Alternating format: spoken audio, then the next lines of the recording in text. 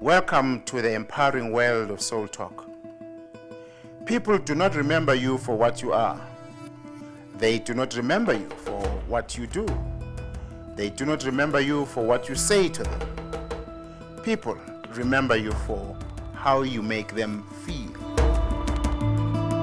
The following are how people want to feel: beautiful, confident, courageous, clever, feeling they are the best, good-hearted, helpful, lovable, loving, reasonable, special, strong, trustworthy, understanding, wise.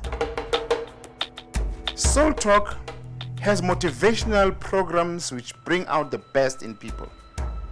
The programs bring out all of the above qualities that have been mentioned in any human being. These programs have proven results for over 15 years among the youth, students, parents, teachers, university lecturers, managers, civil servants, the police, prison warders, prisoners, soccer players, churchgoers, farmers, and nurses. Other activities include leadership development, team building, diversity management, organizational enrichment, shared values, and coaching.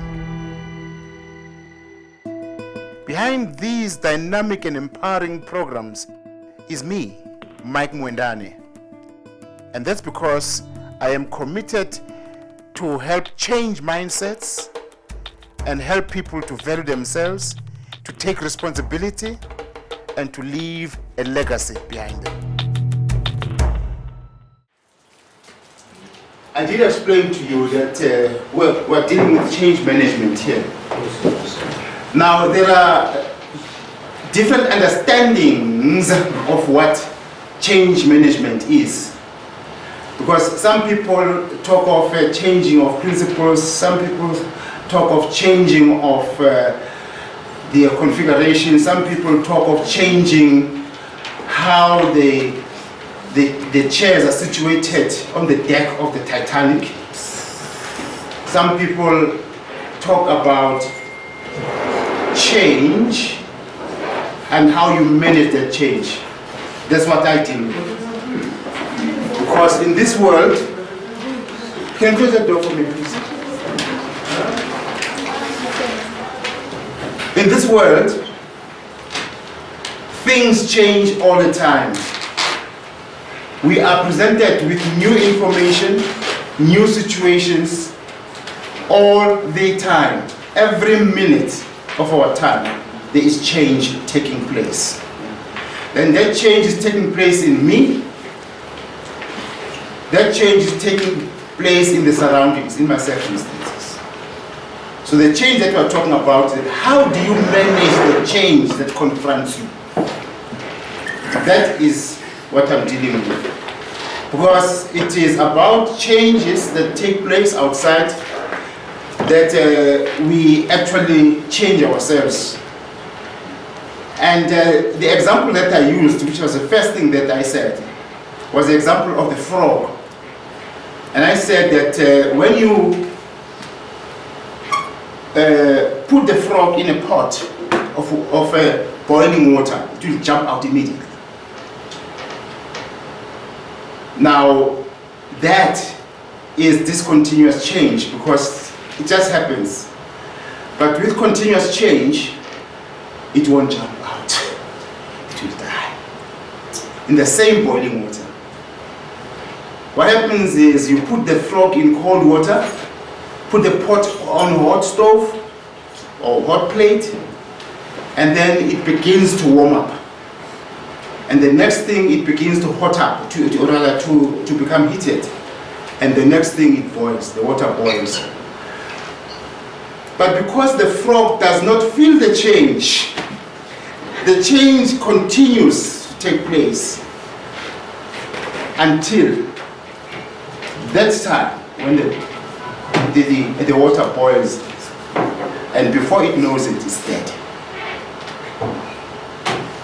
Now we want to prevent in our organizations and in our lives that kind of mentality, or of not observing, of not being able to observe change. And even when the change takes place, we don't notice it. We are not mindful of the change. And that is what kills organizations. And that is what kills families. And that is what kills society. You know, in the past, we were talking as we were sitting there at table about how it was at universities those days, that people used to wash dishes, first years used to wash dishes and stuff like that, and they used to do all sorts of things without actually complaining. But if you are to do those things now, that is discontinuous change, people would revolt. Because the change in attitudes, changes in perceptions of people, changes in the belief systems of people have become crystallizing into new situations. Now, if you want to involve people in the same situations as before, it won't work. I remember when we were little like this, we used to wake up at 4 o'clock in the morning in Painful Springs to go and buy milk. And we would put our container behind the container that came first. So you'll have all these containers in a row, in a line like that. And anyone who comes, as they begin to supply the milk, maybe I'm still at home, I'm going to sleep a little and then come back, I will find that the people have moved my container forward towards the milk. When you come there and you find there's a space in front of you, you shift the container of someone else that you don't even know. Today that won't happen. So there are these changes that have taken place, and how we manage those changes. But because it was a continuous change, people have not realized that our values have been changing. Our consideration of one another has been changing, and we don't care for one another anymore. And there's been a lull, and there has been a change that is not beneficial to us as a people in all organizations. Now we find there's conflict throughout the country today. And our country is characterized by conflict. As I said yesterday, even before I read today's papers, I know that conflict is depicted in the reportage, in those newspapers, right now as we speak. There's conflict domestically, there's conflict in organizations and between organizations. There's just conflict everywhere. And conflict is not a pleasant thing. Differences are good, but when they degenerate into conflict, that's not good anymore, because that conflict can degenerate into something else. As you can see, people are being hurt. And this situation today has been developing over many, many years. But like frogs, we were not perceiving this change that has now become what it is. And it could be worse. You could find a situation where people begin to hurt each other. Their differences become conflict, and conflict becomes violence. And violence becomes a conflagration throughout the whole country, as it happened in the Arab countries. And many people, I hear many people saying it won't happen here. It is because they don't have information. Information is vital. References are vital. taking note of what is happening today and what changes are taking place today, taking that into consideration and observing it, and being mindful about it, and reflecting about it, or rather on it, is what ought to be done. This is what this program is about.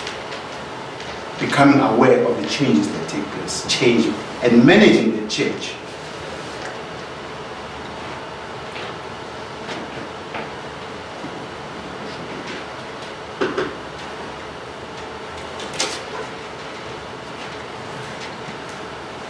Now, we've got to ask ourselves, you are leaders already. You are leaders already. But you are going to be even greater leaders, leading large contingents of people after university. And this is just a training ground. I was listening to Dr. Rose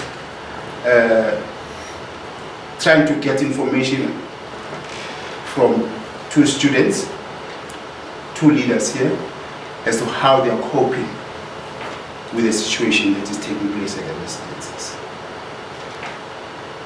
It was very, very interesting listening to that. We're getting around it. And Dr. Rose was probing to establish exactly what they were doing. And that is what we should be asking ourselves, what am I doing? And why am I doing it? That is the beginning of coping or managing change. Questions. We shall learn later how powerful questions are in our lives. That is the most powerful thing in our expression. Question. Small little thing like a question. Because a question starts a series of changes or series of actions, series of reactions that will culminate in a particular destiny. That destiny does not happen. There's a series of things that happen until then. But many people only realize the culmination. They don't realize what is happening before the culmination or the beginning. The beginning is question. So asking yourself questions, certain questions will reveal the information that I spoke about yesterday. Because we take it for granted that we know everything because we have studied, we have done this, you studied history, or you studied mathematics, and so forth. But because you are so proficient in that subject, then you begin to believe that you are proficient in everything else. Yet, all these dots that you see here constitute the information that is available in the universe. And I need all the information in the universe to be able to cope with everything that comes along. Everything that confronts me. I need information to be able to deal with it. So information is central in our lives. Information that graduates into knowledge and produces insights. All that. That's what I need to be able to deal with my circumstances. And any change that takes place is a change that gives me more information. Is a change that gives me or that generates knowledge. But it depends on me whether I am aware of it or not. Whether I am a frog or not. Frogs will always fail because they are not mindful. Now we have got many, many leaders who are not mindful, yet information is there. It is not about the information being there. It is about how I deal with that information, how I process it, how I integrate it. It really depends on me, not on the information. My particular target to destroy is materialistic thinking, which is responsible for lack of vision, myopia, reduced productivity, corruption, and demotivation in this country. I use radio, public seminars, workshops, social media, the internet, and correspondence courses to spread this crusade of change.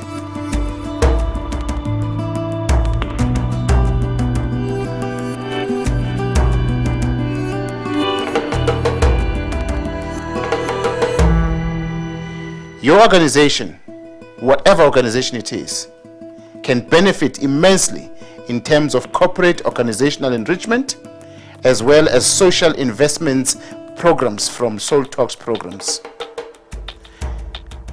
And to contact me and my organization, visit our website, which is www.soultalk.co.za.